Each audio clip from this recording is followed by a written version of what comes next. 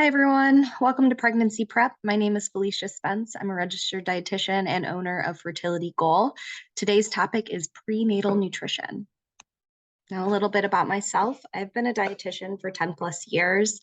I am a mom of a toddler. I'm a wife. I have a dog named Duncan, and my husband and I own and operate a couple Airbnbs, two near Cuca Lake and one in Saranac Lake. So that's what I do kind of in my spare time, as well as I love to read books. I also have an advanced certification in obesity and weight management, and that has been a lot of my professional background is helping clients change their behaviors to make big impacts on their health, whether that was to manage their blood sugars, blood cholesterol, heart health. So a lot of my background is individualized nutrition. And I moved more into fertility and women's health because I myself struggle with fertility. I have subfertility, and I was diagnosed with PCOS in my early 20s. And thankfully, I do have a child to show for it. But I understand that there are women out there that are struggling with PCOS and hormonal imbalances and are looking to grow their families. So that was my goal in creating Fertility Goal, is to help families grow in a healthy, sustainable way. And most of my clients have been women, but my practice is open to men as well. So overall, my nutrition practices for women that are trying to conceive, TTC, weight management during pregnancy. So knowing that you're gaining weight in appropriate amounts throughout your pregnancy until birth. And then women that are seeking postpartum weight loss, and women in particular that are finished with breastfeeding and can focus 100% on themselves. So let's dive into the topic today.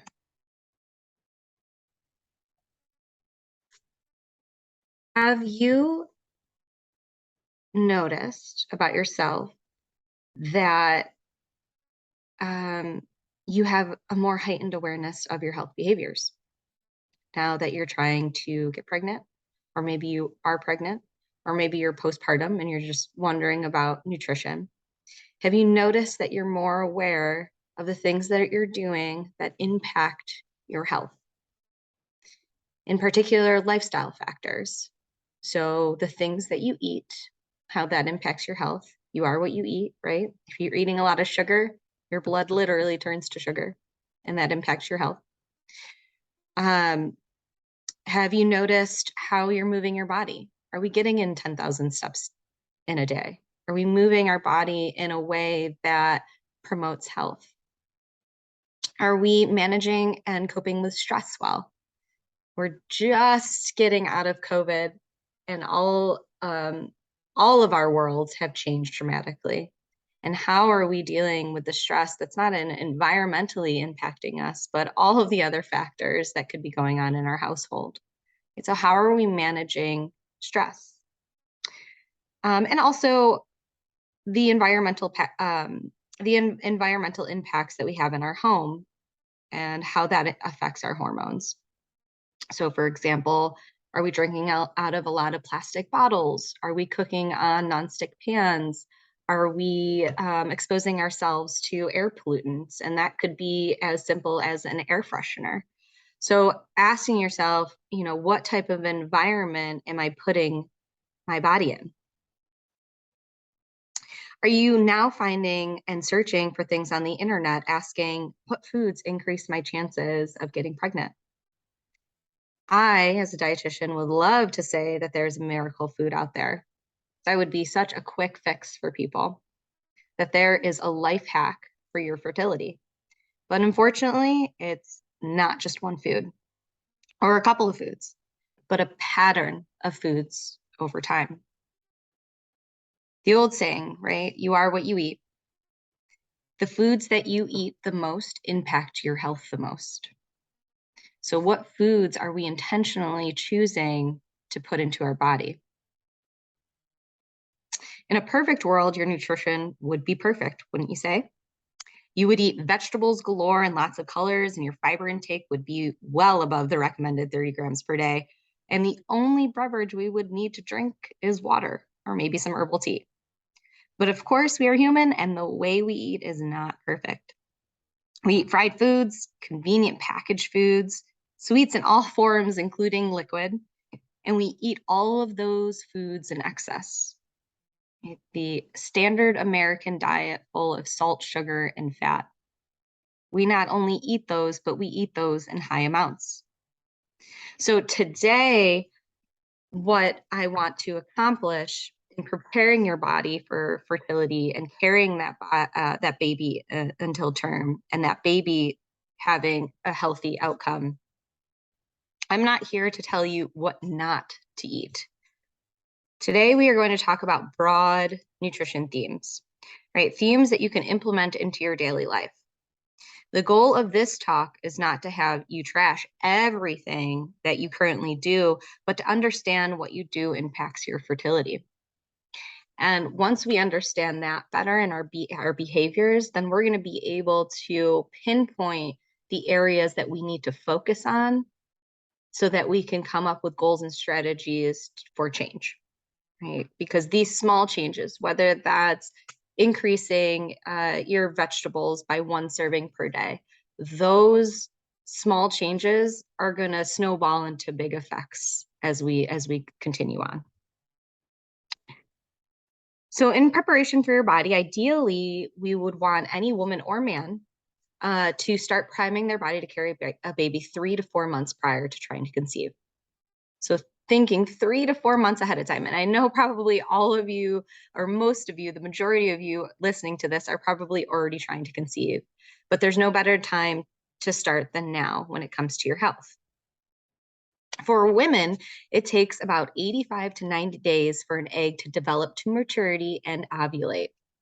Yes, women are born with all of the eggs that they need throughout their lifespan, but those eggs need to mature and they take time to mature. And all of the factors listed below impact the maturity of that egg. So food, and that's the topic that we're going to talk about today, movement, stress in your environment. All of these lifestyle factors are going to impact the egg quality when it's time to be called upon by your ovaries to grow, and then that one egg to ovulate, the one egg that is chosen to ovulate every month. So just taking a moment and thinking about, wow, it takes a while to prime your body, right? Health doesn't happen in one day. You eating one salad is good, but it's the consistency of eating that salad over time that's going to make big impacts. So let's talk about food. Food is what we eat. Processed foods, which we all know by now is not what we want to eat. Processed food is not food. It's caloric and provides nutritional value. But as Michael Pollan, a renowned food writer and author of Food Rules, says, processed food is more like edible food-like substances. I like how he spins that. Okay? We're going to be focusing about these foods that are printed on this healthy eating plate. Whole foods that are going to be as least as not processed as, let's say, a bag of chips or Fritos or Doritos, that type of thing, right? Twinkies, those are going to be your ultra food like substances. Moving and shifting away from those foods and moving towards more whole, intact foods that are full of your vitamins, your minerals, your water, your fiber, all of kind of the big hitters of nutrition that I want you to have during this time of priming your body. So taking a look at this plate, you can see the Harvard School of Public Health's eating plate here. It emphasizes foods that you need to eat on a daily basis. Also, it kind of gives you a layout of what your plate should look like when you go to eat at mealtime. All of these foods are going to promote health and well-being. Now think about this. Many of the foods that are good for your heart health are going to be good for your brain health, your GI health, and those same foods are going to be good for your fertility health. Our body is interconnected. So one food is going to impact everything inside our body. So thinking now that all of our systems are connected, that apple not only does your heart, brain, GI good, but it also does your fertility good. So if you do good by one, you do good by all. Now we're going to break it down kind of in these different food categories here. Like I said, we're going to be talking about overall themes of nutrition and how we can put those themes into our daily living. Taking a look at this plate, what section is the largest? Excluding healthy oils and water, just specifically looking at the plate, what section is the largest? Vegetables. Ask yourself if the largest food group you eat in one day is vegetables. And if not, how can you change that? And if you have a pen or paper handy, what I'd like you to do is just jot down maybe a short goal on how you might be able to increase your vegetable intake. Talking about those life hacks, if there was one life hack that I would recommend if life hacks existed, if there was one that I could prescribe, I would say to eat vegetables and eat them in abundance. And you might say, well, I only like a few vegetables. Take those vegetables that you like eating and eat them every day and in abundance. You want to crowd in the foods that are going to promote your fertility in order to crowd out the foods that aren't going to promote your fertility. So vegetables, and I love that that section is green, because green vegetables in particular for women are the superfood of fertility. So having those green vegetables, whether it's salad, and if you're not a salad person, that's a-okay. There are cucumbers, there's green peppers, there are vegetables outside of salad that are green, and broccoli too, and green bean. So there's a lot of vegetables out there that are green that aren't necessarily salad, leafy greens. But if you can work leafy greens in any way you can, that would be fantastic on sandwiches, on wraps. If you like them on things, but not that by themselves, let's incorporate them into something. Now, if you look at the other four sections of the plate, you will see the fruit, veg, whole grains make up 75% of it. Now, again, I'm going to ask yourself, is 75% of my diet, does that consist of plant-based foods? Does 75% of my diet include vegetables, fruits, and whole grains? Fruits are going to be, in particular, the fruits that I'm gearing more towards are going to be your berries. Those are going to be the highest in antioxidants. So that's going to be the more nutritional punch for you, but bananas are good. Mangoes are good. Pineapples are good. All of those fruits can be incorporated into a healthy eating pattern. And your whole grains. Your whole grains are going to be things like wild rice. It's going to be quinoa, farro, barley, all of those nice whole grains that sometimes we can find in soups or green salads. Those are going to be high in your B vitamins, which in particular for women and for anybody really, your B vitamins are water soluble, and we waste those every day, right? They go through our body pretty fast. So getting your B vitamins, which we're going to talk about shortly in the supplement section, is important for your overall health. So your whole grains, and that's where you're going to get a lot of your fiber from, right? They're hearty, right? You could also, if we're thinking of starchy foods, I would almost include your potatoes, peas, and squash family in there. So that would be, if you're setting up your plate, that would be a quarter of your plate would be your whole grains / starchy foods. So I mentioned whole grains, white rice, white bread, white pasta.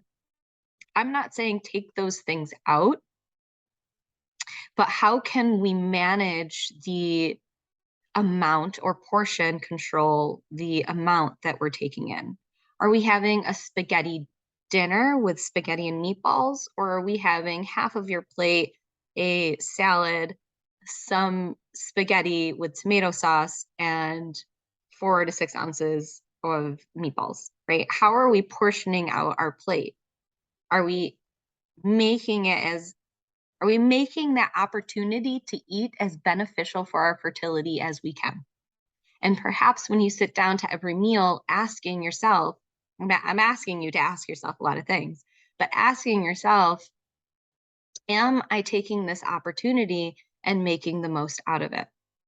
Like, for example, if you're making a homemade pizza, are we not only putting cheese on it and your sauce, but how many vegetables are we adding? Or how can we incorporate a vegetable on the side?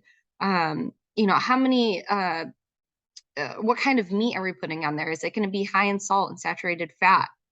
Right. So these are the types of things that you can be asking yourself. Now, it could just be all about dosage. All right. Just like medication, food can be dosed. And thinking about, are we having processed meats every day? Are we having white rice, white bread, pasta? Are we having those things every day in abundance? Or are we having them at special occasions? Are we having them in portion controlled amounts? Right? So there are ways to eat those foods without totally wreaking havoc on your body. And the last portion here, which we touched upon a little bit in my little ramble, the last 25 is important, and we cannot forget about it. It is your protein, right? Your healthy protein choices like fatty fish, so you can get your omega-3s, your tofu, beans, nuts, seeds, poultry, your red meats in small amounts. Those types of foods are going to be beneficial for your fertility and overall health in that area. All right, so how do we combine all of these foods into meals, right? You're like, okay, I have vegetables, fruits, whole grains, healthy proteins, but how do I make these foods taste good? And that's a really good question. Recipes.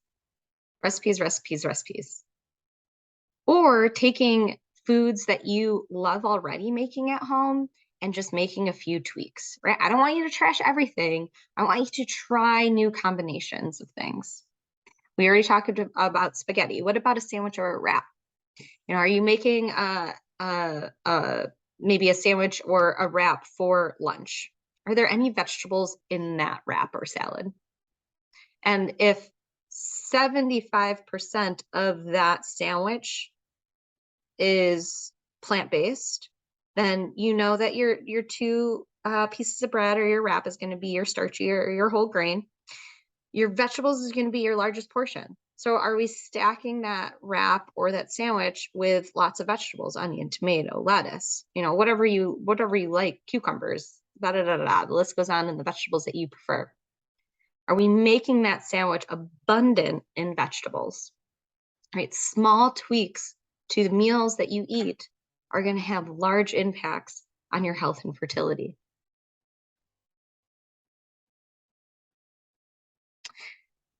There are some other aspects to this healthy eating plate. You can see water there. And what I love about that is it emphasizes fluid. So making sure that you're drinking enough water, tea, or coffee with little or no sugar.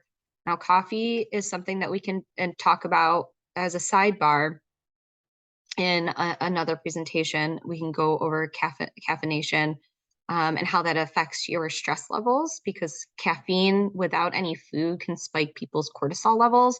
And those types of hormones we want to dampen. We don't want our body to think, we don't want our body to be in a stressful situation throughout the day, right? We want our body to have those good hormones, dopamine, serotonin, so that we're relaxed. We're in a relaxed state, so our body knows that it's okay to conceive, right?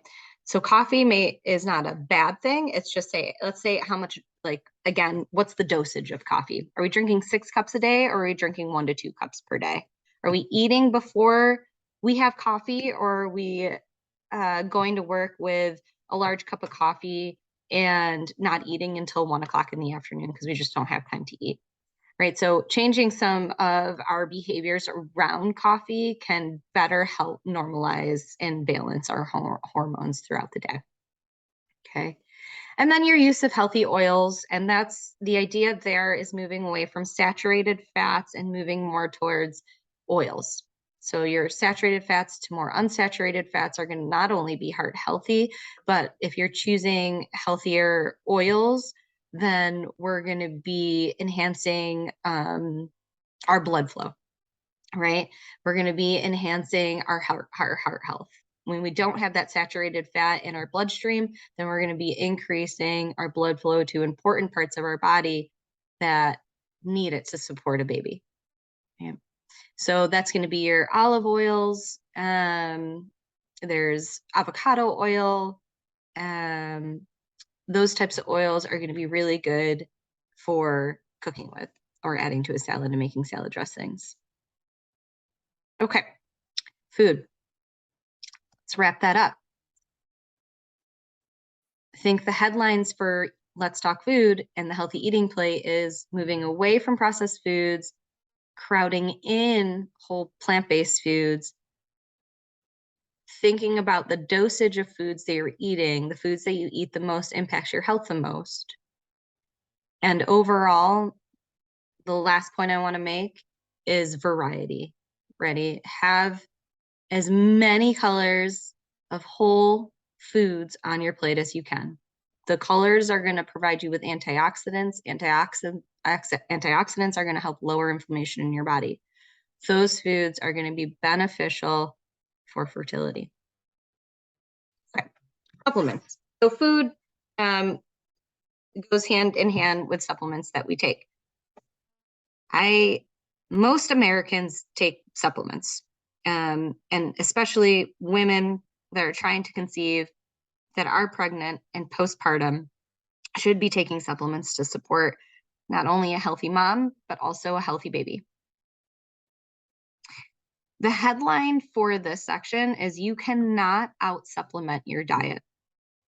What you eat matters most, and supplementation only enhances what you're eating or helps fill the gaps, right? Your body is going into a stage of its life that your needs nutritionally are going to increase considerably.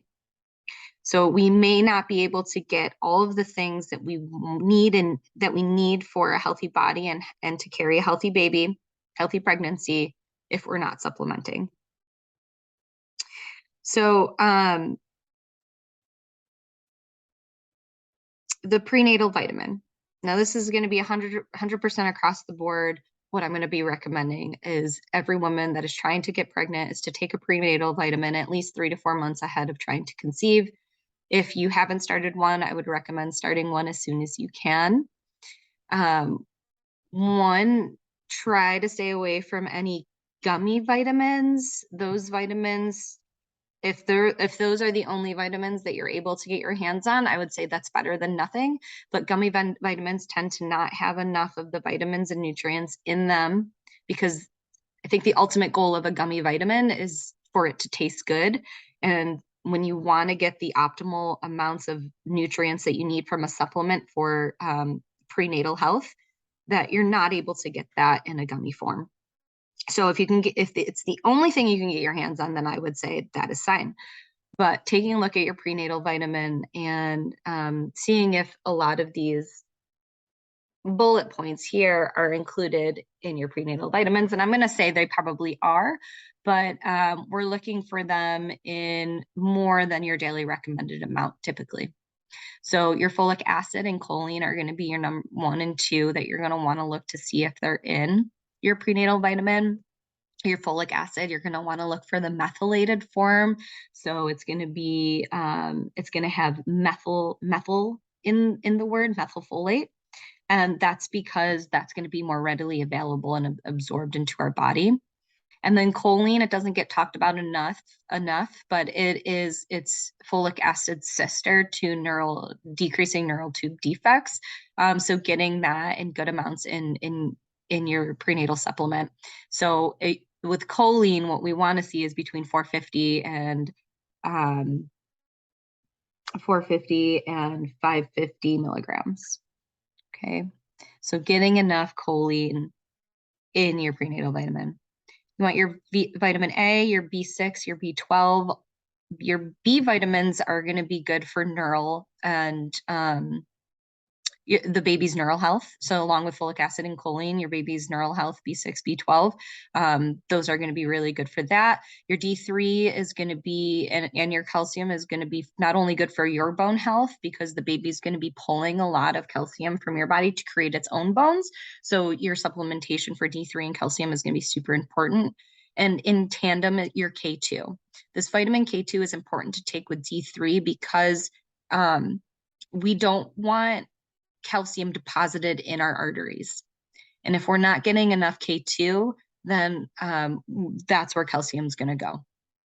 So we want calcium going to its proper place, your teeth, your bones, those types of things. So having a vitamin with K2 in it. Your vitamin C is going to be antioxidant. That's going to be your antioxidant. So making sure to take enough of that. Your B's and your C's, and those are going to be water soluble. So if you're taking a prenatal vitamin and you notice that your P is like highlighter yellow, that's not because you're dehydrated. It's just because your B vitamins are being flushed out of your system.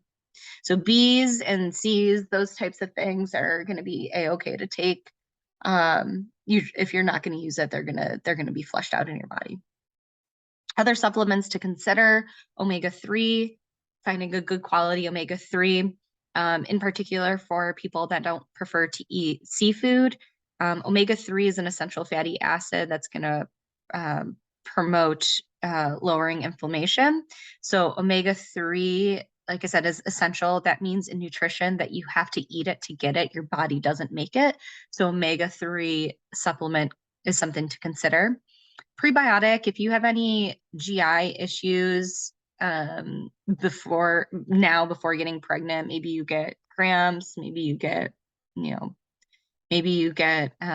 constipated, and having regular bowel movements every day, at least one bowel movement every day is going to help regulate your hormones, because excess hormones, or kind of the byproducts of hormones, are going to be released through our stool. So if we're not regular, that could be an indicator of something going on in your GI and in your intestines. So a prebiotic, probiotic could be something that you want to consider. Taking an iron supplement only if you know that you're iron deficient. All right, so your prenatal vitamin, iron can inhibit some other minerals and nutrients. So what we want to do is, if we need it, take it as a separate pill. So iron, if it's in your prenatal vitamin and you're not iron deficient, I would say switch to another prenatal vitamin that doesn't have iron in it and follow up with your doctor. And an additional D3, what I find is many people, the majority of people, are deficient in D3, vitamin D. And D3 is just the active form of it. Again, just like methylated folate, we're more easily able to absorb D3. So looking for the form of D3, not D2, because D2 is also on the market. An additional D3, if your prenatal doesn't have enough D3 in it, additional D3 if your vitamin D is low, which we tend to find in most people.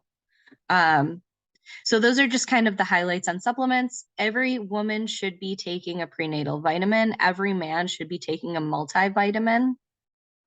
So those are going to be very important, as your body is going to be going through a very taxing event. So keeping that in mind, in particular, those women as well that have just come off birth control, because you're going to be deficient in birth control. Just kind of washes your body clean of some vitamins. So making sure that you're taking a prenatal vitamin that's going to enhance or get back to normal what you lost. Okay, last page here. Your resources, you can check out any of these. Last one is Fertility Goal. That's my website, fertilitygoal.com. If you have any questions about individualized meal planning, or you need recommendations on how you should move forward with your dietary pattern, I'm accepting clients. And typically it's an hour and we go through a full nutrition assessment. I give you some recommendations.